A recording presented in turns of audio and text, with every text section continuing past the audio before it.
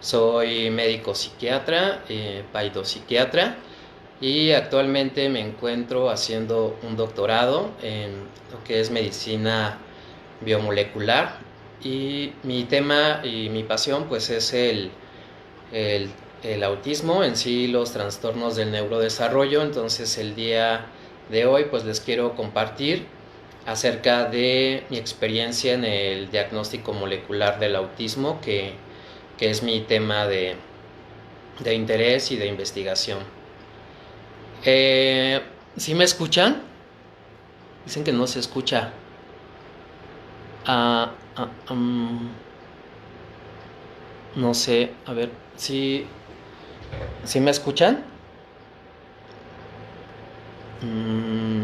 Ok, vamos a ver qué está pasando.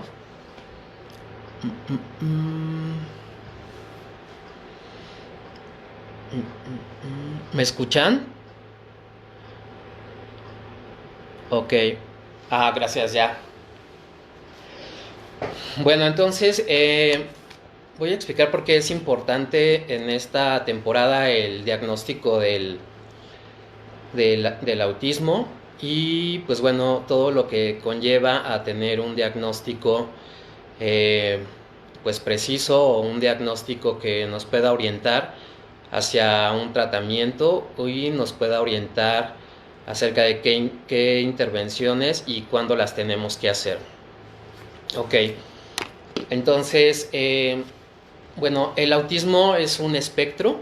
Se define un espectro porque la Asociación Americana de Psiquiatría determina que la evolución que tienen este grupo de padecimientos o del neurodesarrollo, o sea, como lo que entra el síndrome de Asperger, el autismo típico, el autismo de alto funcionamiento, tienen una evolución que es muy variable, y tanto de la presentación de inicio como de la evolución o el funcionamiento que tienen.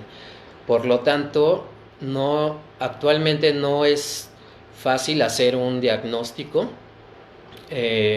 y tener con este diagnóstico una certeza de qué va a ocurrir después en cada uno de las personas que se diagnostique. Por eso es que los diagnósticos deben de tomarse con reserva, porque la, la, la edad en la que se hacen los diagnósticos pues muchas veces hace que el diagnóstico cambie, o sea, que mejoren muchos síntomas, y muchas de las áreas donde las personas estaban presentando problemas o dificultades pues dejan de tener estas dificultades, dependiendo de si están en la infancia o en la adolescencia o en la vida adulta, pero se van encontrando con diferentes retos. Bueno, entonces los diagnósticos como tal eh, se hacen en base al criterio clínico del especialista en neurodesarrollo.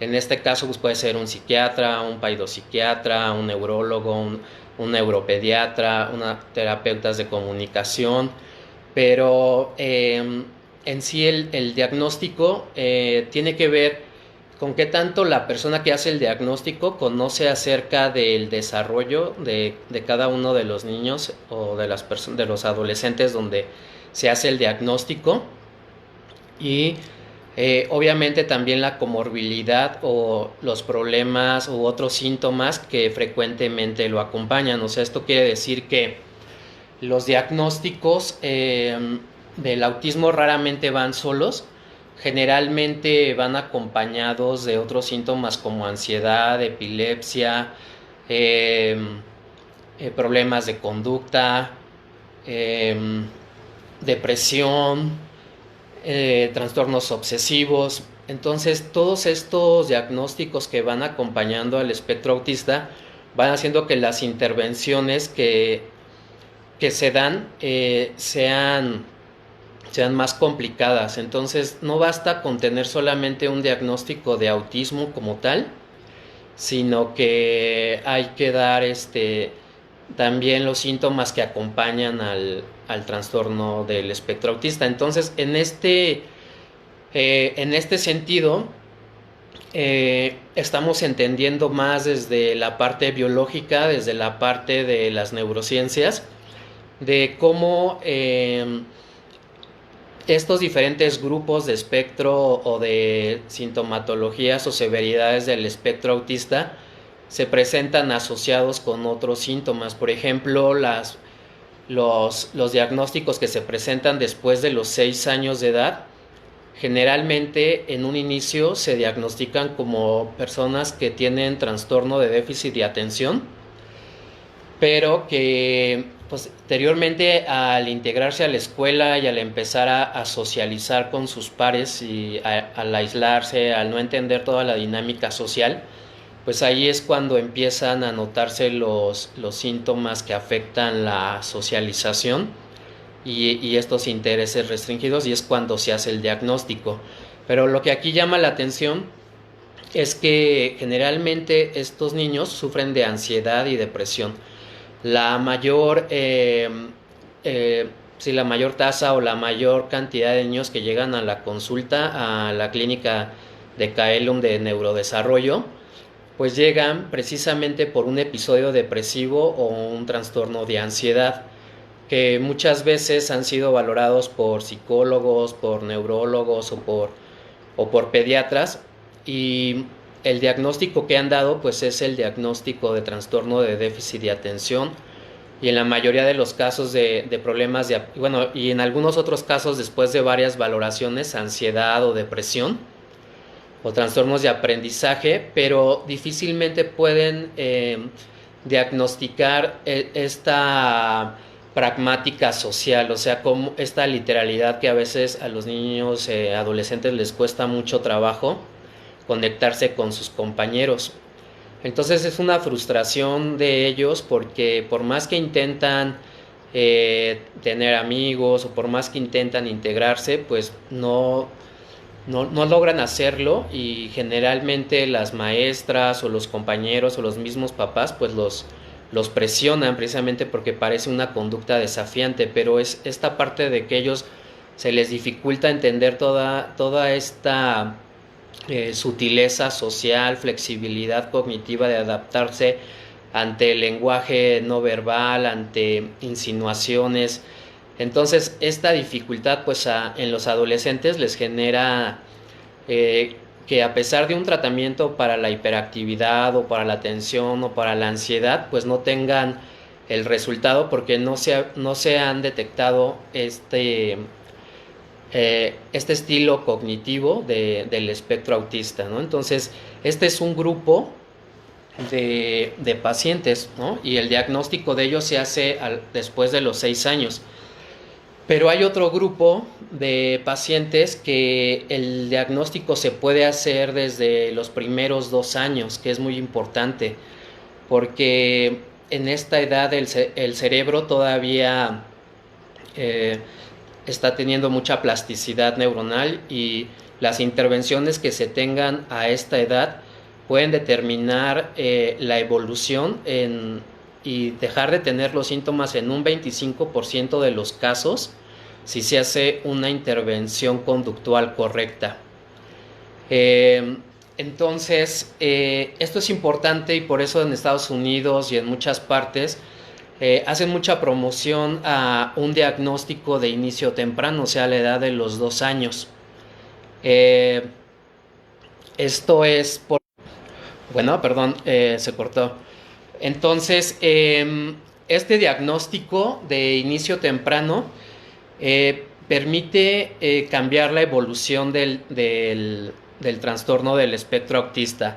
O sea, permite que si un niño tiene los síntomas y cubre todos los criterios por las pruebas estándar de oro, como es el como es el ADI o el ADOS, o estas pruebas que confirman el diagnóstico de autismo a la edad de los 3 años, pues puede ser que ya no cubran los síntomas. Entonces, en este sentido es importante que el diagnóstico se haga lo más temprano posible. Estos niños se les han hecho estudios de 5 o 6 años y han observado que los síntomas pueden mantenerse estables en el 75% de los casos, en el 50% pueden estar inespecífico y en el 25% de los casos el diagnóstico ya no está presente a esta edad. Entonces, la pregunta aquí sería, muchas veces los padres se preguntan, ¿no?, si no tienen un diagnóstico correcto, si el profesional no los diagnosticó bien o si tenía otra cosa. O también los mismos médicos le pueden decir que no tiene ningún problema en cuanto a comunicación y lenguaje y que ella va a hablar. Ok, entonces es por esto que un diagnóstico a esta edad es muy importante que se haga y se den las intervenciones precisas porque cambia la evolución. Hay estudios que nos dicen que después de los 3 años y hasta los 4 años, el diagnóstico cambia, o sea, puede cambiar, pero ya no tiene el mismo impacto las intervenciones que se tienen en esta, que a la edad de los 2 años. Entonces, por eso es importante estos modelos de intervenciones tempranas, donde podemos determinar, podemos hacer estos cambios tan importantes. Ahora, esto obviamente, como les comento, los diagnósticos están en función a la experiencia del clínico, están en función a las presiones sociales que evaluamos, o sea, si el niño puede o no adaptarse socialmente o cómo comunica, pero en general es todo un abanico, o sea, hay muchos síntomas y muchos síntomas son muy sutiles y si no hay una presión social o del medio que los esté desafiando, entonces el niño parecería que no tiene síntomas y un clínico que no está bien entrenado pues puede dejar ir esos síntomas. Entonces el diagnóstico molecular como tal nos permite entender estos estilos cognitivos, pero ya desde una base más certera, desde una base donde el diagnóstico molecular nos va a decir si los síntomas que está presentando se pueden acompañar de algún otro problema médico o psiquiátrico. También, por ejemplo, la epilepsia también está asociada con ciertos genes. Los problemas de la discapacidad intelectual también está asociada con ciertos genes. Incluso el alto funcionamiento académico, la inteligencia o la ansiedad o estos síntomas de Asperger, también hay otro grupo de genes que también están asociados. Entonces, hasta el momento, toda esta información se está generando desde hace 10 años en países de primer mundo, se está generando en Europa, en Estados Unidos, en China, pero todo lo que es Latinoamérica solamente hay 2 estudios de este tipo de investigaciones en genética, en lo que es genética en los mecanismos moleculares del autismo. Entonces, poder trasladar todas estas investigaciones o todos estos avances a nuestra población probablemente no sea factible debido a que las poblaciones tienen cierta variabilidad genética.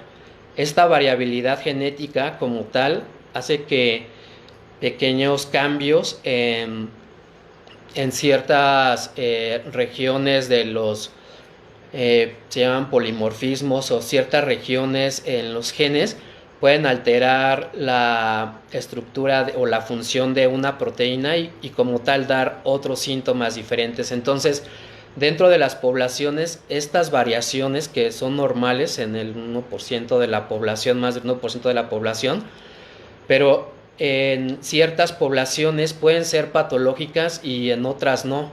Entonces México tiene mucha diversidad de tipo étnica, o sea, tiene ancestría o tiene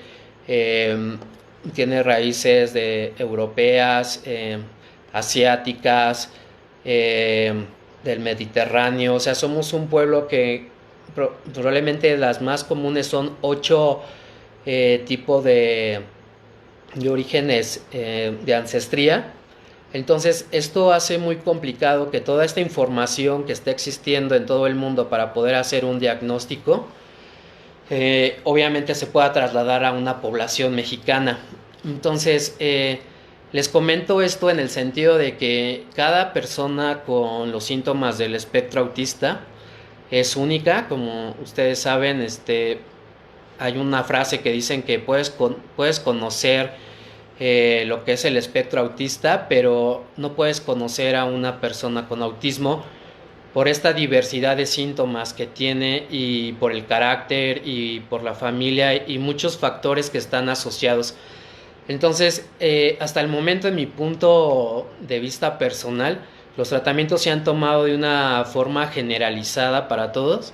Esto es bueno, o sea, porque han funcionado y al menos hay un tratamiento, pero se ha perdido la oportunidad también para muchas personas de que reciban las intervenciones que requieren en estas edades tan importantes que les acabo de mencionar, donde se lleva a cabo el desarrollo.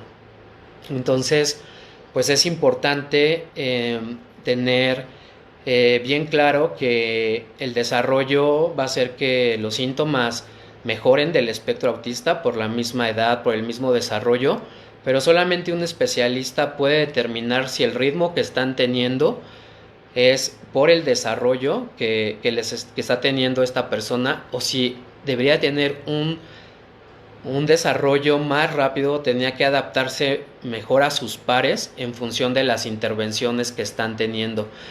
Entonces, pues yo los invito a que la información que ustedes escuchan,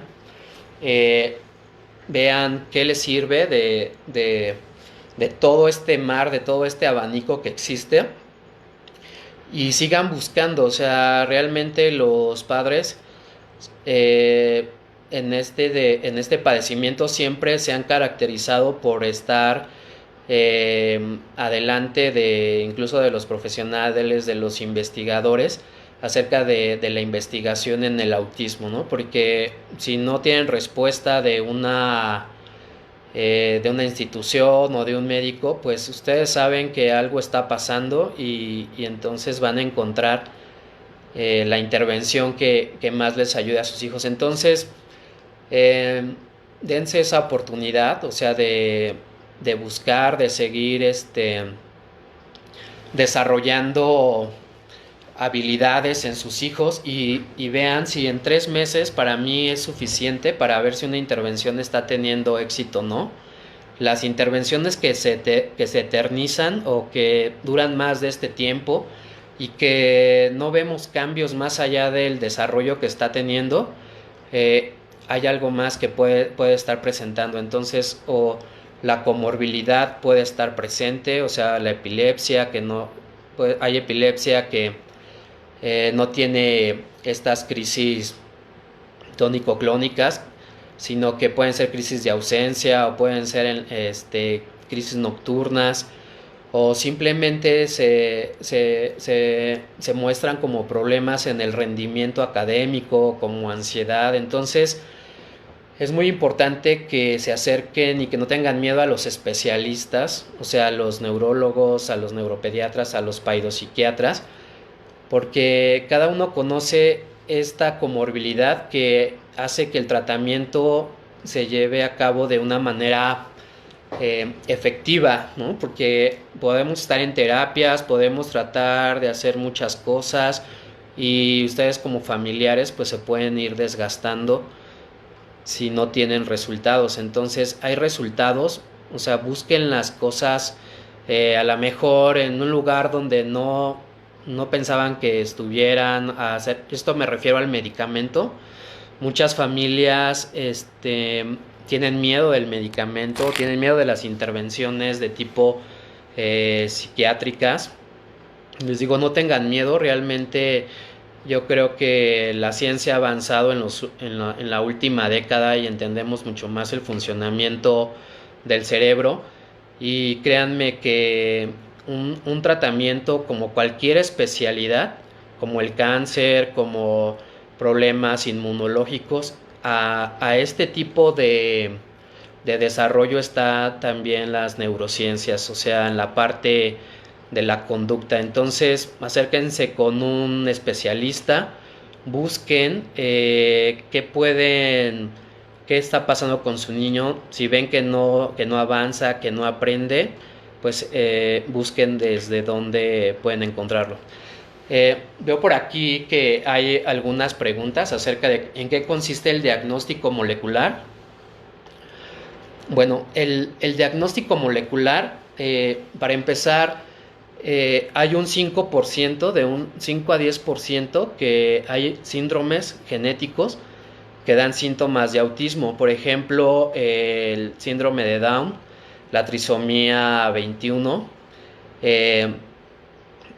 el síndrome de Prader-Willi, diversos trastornos que se le llaman sindromáticos porque la afectación de un solo gen ocasiona toda esta sintomatología. Entonces, un diagnóstico molecular en ese 5 a 10% de los pacientes pues nos puede hacer la diferencia de la intervención que podemos tener sobre ese paciente. Por ejemplo, está el síndrome de Rett, el X frágil, que son los más comunes. Entonces, este tipo de síndromes pues tienen una intervención muy específica, tienen grupos de apoyo que pueden orientarlos, tienen padecimientos médicos que también hay que estar checando. Entonces, desde ese 10% del grupo, o sea, de las personas, el diagnóstico molecular desde a nivel de los cromosomas, o sea, del número de los cromosomas o de las regiones del cromosomas, pues nos puede ayudar a ir distinguiendo este tipo de trastornos de tipo genéticos.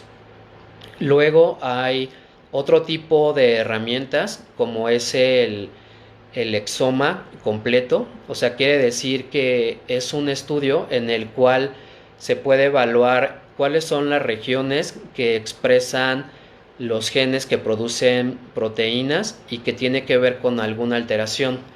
Entonces, hay ciertos genes que, por ejemplo, pueden estar afectando la producción de ciertas proteínas, una proteína o varias proteínas, que en conjunto pueden dar una sintomatología muy específica por esa región donde está afectando el gen.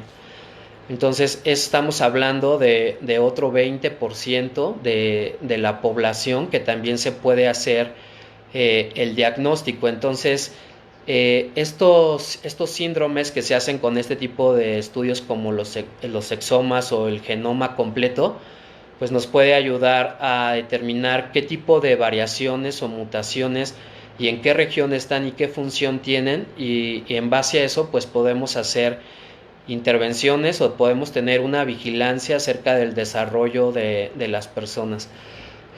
Desgraciadamente no todas las personas pueden contar con este recurso porque son estudios muy caros, pero sí hay una gran parte, por ejemplo, de la población, si se hacen estudios poblacionales y podemos determinar en nuestra población qué vulnerabilidad tiene para presentar este tipo de trastornos, pues se pueden tener las intervenciones específicas hacia estas comorbilidades. Por ejemplo, hay estudios donde han asociado el trastorno del espectro autista con ansiedad, con problemas obsesivos compulsivos, y hay otro tipo de genes o de grupos de genes que están asociados cuando se hace el diagnóstico en niños preescolares con problemas de discapacidad intelectual o con problemas de crisis convulsivas o con déficit de atención. Entonces, un diagnóstico molecular como tal pues nos permite ver un poco más allá de la parte clínica nada más, sino que nos permite entender cómo el sistema nervioso se está desarrollando y cuáles son los riesgos que puede tener. En este sentido, por ejemplo, cada uno de nosotros tenemos unos mecanismos moleculares que nos protegen de tener mutaciones en nuestra información genética, pero parece ser que las personas que tienen algún trastorno de del desarrollo, algún problema neurológico o algún problema médico, este sistema que controla estas mutaciones no está trabajando bien, entonces se pueden presentar estas anormalidades o este tipo de alteraciones funcionales que al final de cuentas se transmiten como síntomas. Entonces, un diagnóstico molecular, pues estamos hablando de medicina de precisión, donde podemos ir evaluando el desarrollo, que si esa persona es propensa a tener ansiedad, a tener hiperactividad, a tener crisis convulsivas, a tener algún problema médico, muchos antecedentes familiares de las personas con trastorno del espectro autista también tienen otro tipo de trastornos, como es el trastorno del déficit de atención, trastorno bipolar, esquizofrenia, ansiedad, depresión. Entonces parece ser que todos estos diagnósticos o toda esta carga genética al final de cuentas pues se transmite, y la suma de todos estos riesgos o de todos estos síntomas y de toda esta carga genética, de todas estas variantes, pues nos va a dar un fenotipo. Pero estos fenotipos están en grupos, o sea, están en grupos de edad. Hasta el momento el DSM-5 pues lo cataloga como trastorno del espectro autista, o sea, no hay este tipo de diagnósticos no está en base de una etiología, sino de una funcionalidad. Pero lo que va a suceder es que se van a llegar a grupos de clínicos que tengan estas variantes o este tipo de etiologías o de alteraciones de genéticas en diferentes grupos que regulan la sinapsis o que regulan el funcionamiento cerebral, y entonces nosotros como clínicos pues tengamos intervenciones precisamente a esos grupos, pero ya en una etiología como tal. Y bueno, entonces no sé si alguien más tenga alguna pregunta o quieran comentarme algo. Bueno, sí, aquí estoy viendo, por ejemplo, que hablan acerca de los medicamentos, del metilfenidato, y por ejemplo de otros medicamentos como son antipsicóticos o antidepresivos. La ventaja también de este tipo de diagnósticos genéticos es que podemos conocer cómo va a funcionar el medicamento en cada uno de los pacientes, o si va a tener efectos secundarios incluso antes de dárselo. Esto es debido a que existen estas variaciones que se ha visto que alteran el metabolismo de estos medicamentos. Entonces, al alterarse el metabolismo, el medicamento puede tener efectos en donde se acumula, entonces puede tener más efectos adversos, o al contrario, metabolizarse muy rápido y entonces no tener ningún efecto y tener un efecto subclínico, o sea que no va a tener el efecto que estamos buscando y no le va a funcionar al paciente. Entonces, todo esto lo podemos hacer con un estudio de farmacogenómico, donde podemos determinar si ese medicamento le puede ser útil o no a los pacientes. Y bueno, no sé si alguien quisiera comentar algo más.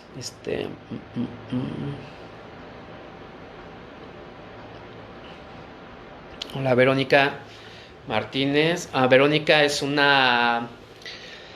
pues ya es una amiga, o sea, nos conocemos desde el hospital, el CISAME, que es el Centro Integral de Salud Mental, en la clínica de autismo. Ahí atendí a Wanda. Precisamente Wanda es una adolescente con un problema en cuanto a que es muy inteligente, pero en la parte social, en la parte pragmática, pues no logra adaptarse, y ella ha presentado crisis convulsivas, ella ha presentado trastorno de ansiedad. Entonces pues ella es por ejemplo un ejemplo de esto que les comento, o sea, el el hecho de darle una intervención completa a todos estos síntomas, pues permite que ella pueda adaptarse. Entonces, en cuanto a Wanda, yo recuerdo que ella, teniendo un control de todos estos síntomas, pues ella tenía un mejor funcionamiento.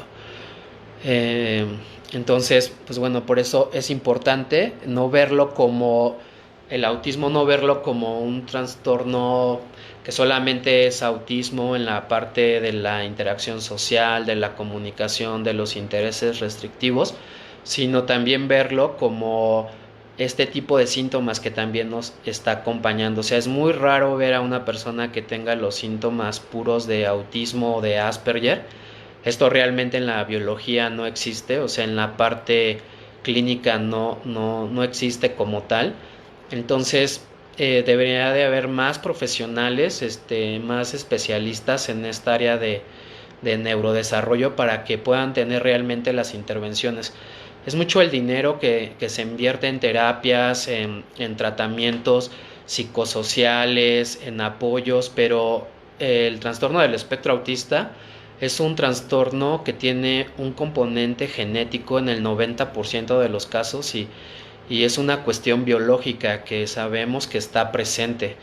Entonces no podemos generalizar y decir que todas las personas tienen una condición nada más, porque creo que para mí es minimizar el riesgo y no tener y no estar alerta de las complicaciones que puedan tener y entonces poder dar intervenciones efectivas.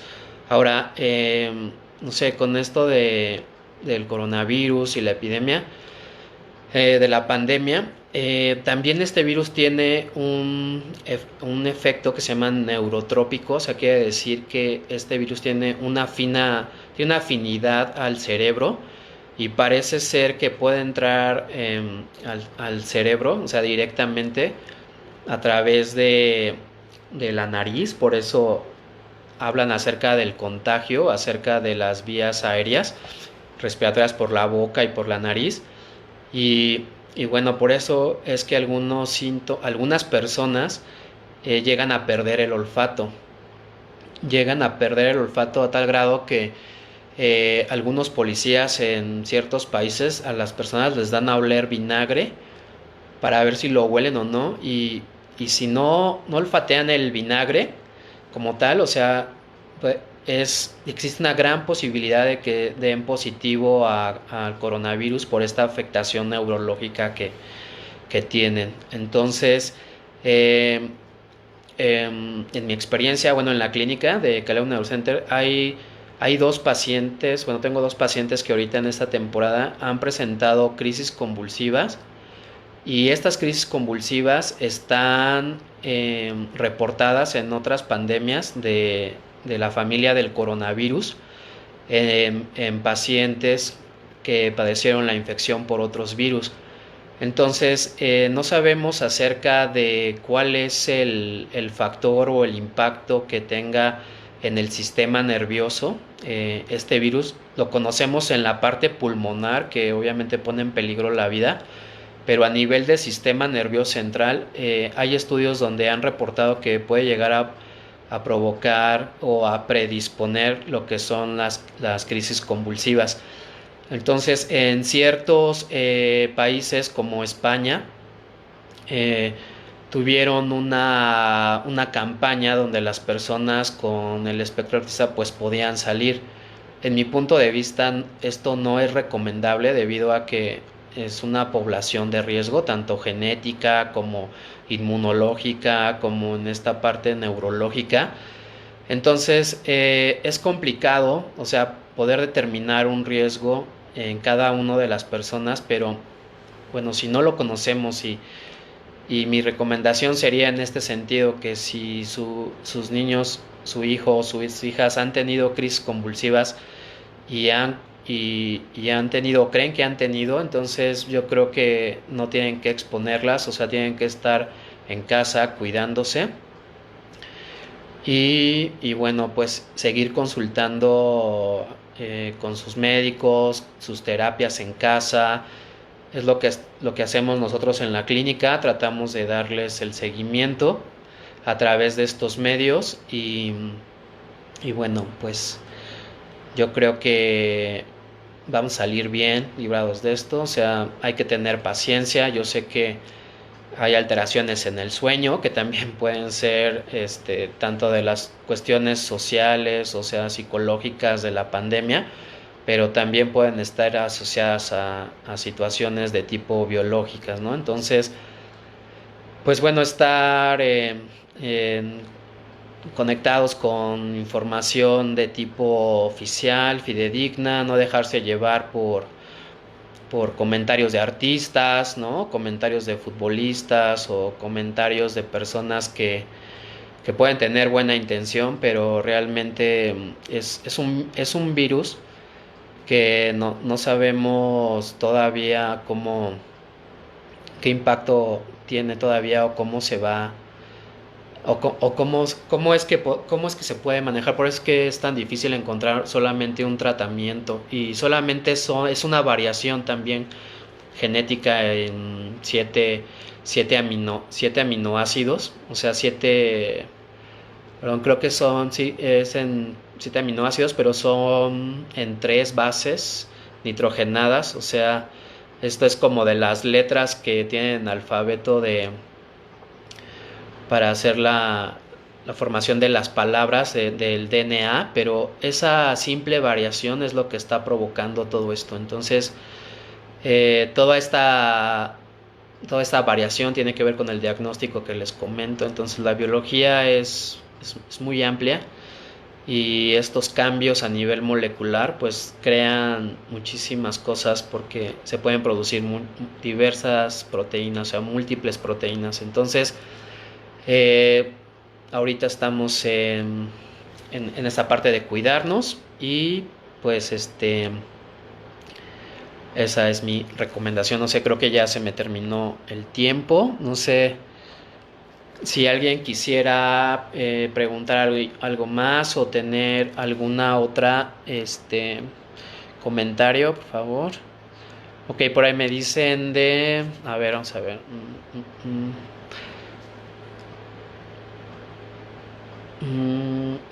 Ok, dicen que el metilfenidato denota crisis epiléptica si lo retiran y el niño inicia con más ansiedad. Bel Paul. Si el metilfenidato a las personas que no les cae bien les provoca ansiedad, es un efecto paradójico, ¿no? Y eso se presenta en un 25% de los pacientes que inician con el tratamiento. Hay 50% que les cae muy bien, otro 25% que medio les funciona, pero un 25% les causa irritabilidad, les causa ansiedad. Entonces, el tratamiento por eso es que tienen que ser muy especializados, o sea, tienen que ser muy individualizados. Error que entre papás que les digan, oye, es que a mi hijo le cayó muy bien este medicamento y se lo empiecen a dar, o el mismo tratamiento, obviamente no va a responder igual aunque a otro niño le haya funcionado, porque cada quien tiene una genética diferente. Entonces ahí pues este es el riesgo de tener un tratamiento. Obviamente si no se tiene un tratamiento como tal farmacológico, tampoco nos sirve tener terapias, tampoco nos sirve tener intervenciones, porque falta un soporte para que el niño pueda estar estable y pueda aprovechar sus terapias, ¿no? Entonces ahí sería buscar el tratamiento y seguir con el medicamento que le funcione.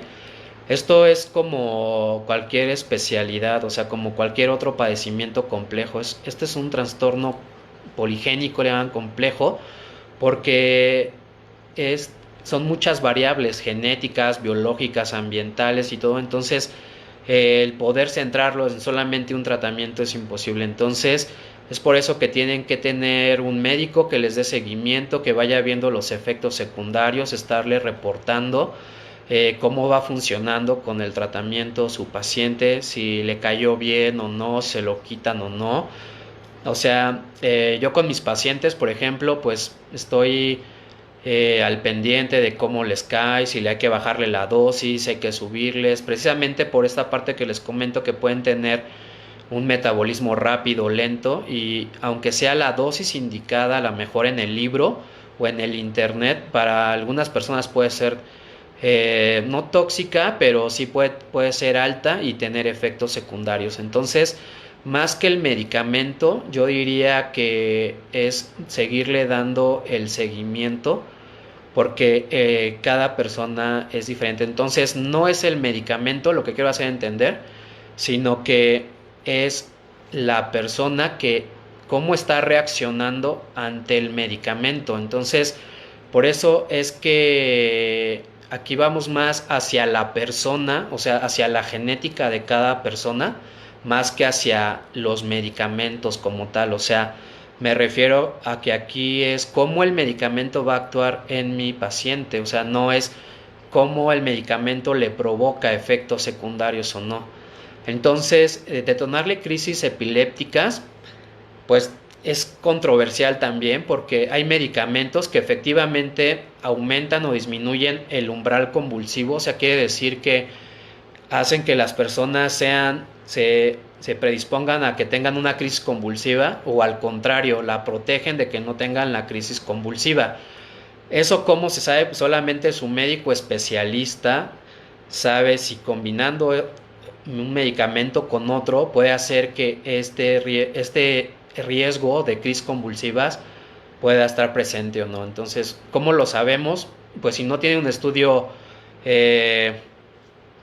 no ha presentado antes los síntomas clínicos, o no tiene algún estudio neurológico o genético, o sea, molecular, pues es muy difícil poder determinar si lo va a presentar o no. Entonces, pues aquí por eso es que tenemos que dar un seguimiento, ¿no?, ante cada uno de los pacientes. Voy a seguir contestando. Dicen, ¿qué opina acerca del uso de la cannabis? Y mi hijo es de Asperger. Bueno, no sé si tengo que terminar, ustedes me dicen, no sé. Bueno, la cannabis es controversial. Lo que se ha visto es que tiene múltiples moléculas o sustancias activas que ayudan a la ansiedad, ayudan a disminuir la irritabilidad, ayudan a las crisis convulsivas. O sea, parecería como que es la panacea. Esto es a corto plazo, o sea, me refiero como en un tratamiento de 3 a 6 meses. Posteriormente a esto, los receptores se van adaptando, y parece ser que después de este periodo los síntomas regresan con mayor intensidad. Entonces, ¿por qué pasa esto? Porque son tantos los receptores y las preparaciones son tan impuras, o sea, quiere decir que no solamente se aísla una molécula o un o solamente un neurotransmisor, o actúan sobre un neurotransmisor, sino que actúan sobre una diversidad de neurotransmisores y una diversidad de mecanismos moleculares que entre todos están compensando, pero llega un momento que hay una memoria de esos mecanismos moleculares que se van adaptando. Entonces la cannabis está demostrado como tal que provoca disminución del rendimiento intelectual en personas que no tienen en personas que consumen sustancias que no tienen trastornos del neurodesarrollo, pero disminuye el coeficiente intelectual. Entonces tiene un efecto también en el estado de ánimo, o sea, hay un efecto que llamamos los psiquiatras apatía, abulia, o sea, es ganas de hacer nada, hay anedonia, o sea, no hay placer por nada, todo parece aburrido. Este tipo de síntomas se dan a través del uso crónico de la marihuana.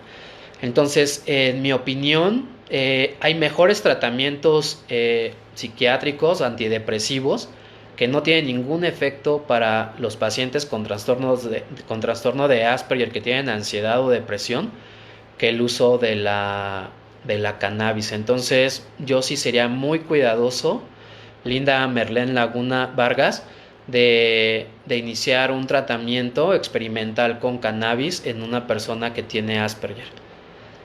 Entonces, y bueno, que dice que es ansioso para comer. Ok, a ver. Sí, me dicen, tengo un Bell Paul, igual, un paciente con diagnóstico de trastorno de déficit de atención por un neurólogo.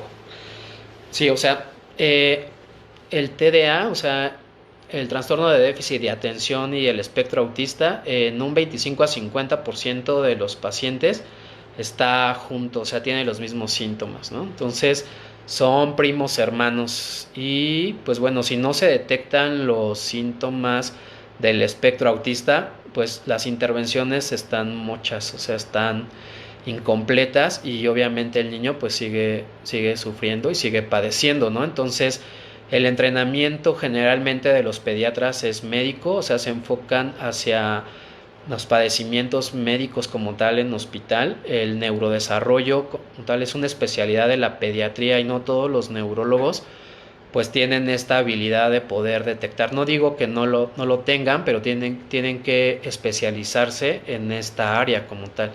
Así como cualquier especialidad, ¿no? Tanto de psicología como de neurología o psiquiatría. Ok. Y... Okay. Un chico que empieza a autoestimularse en el aula, yo creo que tiene que ver con la cuestión sexual, o sea, que empieza a frotarse los genitales. Este es un síntoma de ansiedad. A veces los genitales, pues obviamente al frotarse hay un efecto, un reforzador positivo y disminuye la tensión o la ansiedad, es como el comer, ¿no? Entonces yo recomendaría que tuvieran una valoración psiquiátrica para ver si puede tener una intervención. Hay tratamientos donde puede ayudarles a los chicos a regular la libido para que no tengan conductas sexuales inapropiadas, como estar tocando a lo mejor a las compañeras o a las profesoras. Entonces hay intervenciones farmacológicas para que disminuya esta libido y entonces puedan integrarse mejor a la parte escolar social. Ok, igual. Ok, ¿qué efectos puede tener los niños que toman atomoxetina? Ok, pues bueno, como tal efectos, yo creo que se refiere, no sé si a efectos positivos. eh, por ejemplo, pueden ayudarlos a mejorar la atención, a concentrarse, pueden ayudar a que se integren mejor con sus compañeros, a que no los estén regañando, a que puedan terminar sus trabajos escolares, a que también les ayude en la parte emocional, ¿no? O sea, también este medicamento fue creado como un antidepresivo en un inicio, pero vieron que tenía más efectos sobre cómo mejoraba la atención. Entonces, pues se quedó como un tratamiento para el déficit de atención e hiperactividad. Ok, me dicen que puedo seguir hablando. Bueno, pues ustedes sigan preguntando y yo sigo hablando. Ok, sí, en la clínica Kaelon Neurocenter pues podemos hacer estos estudios. Tenemos una evaluación funcional. Si, o sea, si funcional me refiero al desarrollo, si qué tanto se afecta a la edad el desarrollo por los síntomas que están teniendo los niños y cómo podemos ayudarlos con esta evaluación. Y también la parte neurológica la evaluamos también toda la comorbilidad que puedan presentar y pues bueno, también la parte genética, pues estamos en esa parte de poder estudiarla, también de poder entender qué intervenciones terapéuticas son las mejores dependiendo de estas variaciones genéticas que tiene cada uno de los pacientes y su familia, ¿no? Entonces, en eso estamos. Somos una clínica que ofrece un tratamiento, eh, yo diría, de primer mundo, o sea, donde tenemos este tipo de intervenciones que se tienen en otros países. En México, como les comento, es muy difícil tenerlo, o sea, porque pues la formación simplemente de las especialidades pues está en función de los síntomas del espectro y no de la etiología. Entonces ha sido muy complicado. Entonces, pues bueno, yo por eso estoy estudiando biomedicina molecular precisamente para poder hacer frente a todos estos síntomas, ¿no? Con la formación que tengo, o sea, pues a veces me sentía yo rebasado y por eso es que me decidí a tomar este tipo de estudios. Ok, bueno, gracias More. Hay también mami de uno de mis pacientes del CISAME. Claro que sí, los recuerdo, o sea, me da gusto verlos por acá de nuevo. Bambina Rodríguez, buenas tardes. Mi hija está diagnosticada con epilepsia y espectro autista por parte del neurólogo. Falta que la vea la psiquiatra. ¿Puedo saber qué nivel de autismo tiene? Ok. El nivel de autismo es la clasificación del DSM-5, donde el nivel se da de acuerdo a qué tipo de apoyo requieren, o sea, qué tan dependiente o independiente es. Entonces, una persona que requiere poco apoyo se le diagnostica como uno que requiere moderado apoyo 2 y alguien que requiere un apoyo para casi todas sus actividades, pues se le da un nivel 3. Obviamente esto, como les comento, es controversial porque esto depende de la edad del diagnóstico en la que se haga, depende de la comorbilidad que tenga y esto puede cambiar. Entonces una persona que tiene nivel 2 puede cambiar al 1 o del 3 puede cambiar al 2. Entonces esto habla solamente de funcionamiento, o sea, habla acerca de qué intervenciones tiene. Obviamente para mí es más útil saber si tiene discapacidad intelectual, tiene epilepsia, tiene ansiedad, tiene TDA, o sea, obviamente podemos intervenir en estos diagnósticos y eso va a mejorar. O sea, y aparte las intervenciones obviamente propiamente para el espectro autista, ¿no? De tipo de comunicación, psicológicas y toda la información que puedan recibir los papás. Pero creo que pues por la parte de las neurociencias, la psiquiatría, pues estaba quedándose atrás, ¿no? Estaba quedándose en teorías, ¿no? De psicoanálisis. Pero bueno, ahorita ya estamos en otros tiempos y hay mucho mayor posibilidades y seguramente Bambina Rodríguez en muy poco tiempo estos diagnósticos van a cambiar, te lo aseguro. Ok, Sole, soy docente, pero es recomendable cortarle en el momento que lo hacen redireccionar. Okay, no entiendo. ¿Qué medicamento es? Alimentos y el efecto en el neurodesarrollo, comidas o gluten. Ok, este tema es muy bueno, a mí me gusta este tema porque los alimentos dependen de igual, así como los medicamentos. Hay personas que ciertos medicamentos les caen muy bien, pero hay personas que caen muy mal y así también hay alimentos, ¿no? Recuérdense que los alimentos al fin de cuentas se metabolizan, o sea, tienen efectos sobre el metabolismo en el cuerpo, sobre la función en el cuerpo. Entonces, pues sí, somos lo que comemos realmente, ¿no? Pero entonces el generalizar como tal y el decir todos los niños deben de dejar de comer gluten y azúcares, pues esto es muy peligroso en el sentido de que si un niño tiene intereses restrictivos en los alimentos y solamente come 2 o 3 tipos de alimentos, entonces todavía restringirle más la dieta con este tipo de dietas que no a todos les funciona, pues no va a favorecer. Pero sí hay pacientes que sí les afectan y que sí requieren dejar de consumir ciertos alimentos.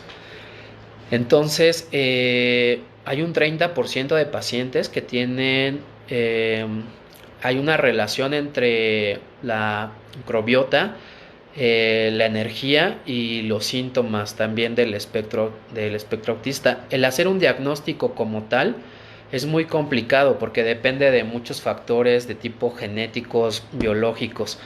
Entonces, las pruebas que hacen donde miden los niveles tóxicos de estos medicamentos y todo eso, tal vez lo sean en ese estudio, pero realmente el cuerpo tiene, la biología de nuestro organismo tiene muchas maneras de compensarlo y no necesariamente un nivel tóxico o no tóxico, pues tiene una repercusión clínica. Más bien aquí dependería si los mecanismos que lo están regulando están funcionando o no, que eso pues obviamente no lo evalúan estos estudios que miden estos niveles supuestamente tóxicos. Entonces, no es útil porque pues obviamente si el mecanismo o sea, casi todos, no he visto ninguno que salga normal de esos estudios.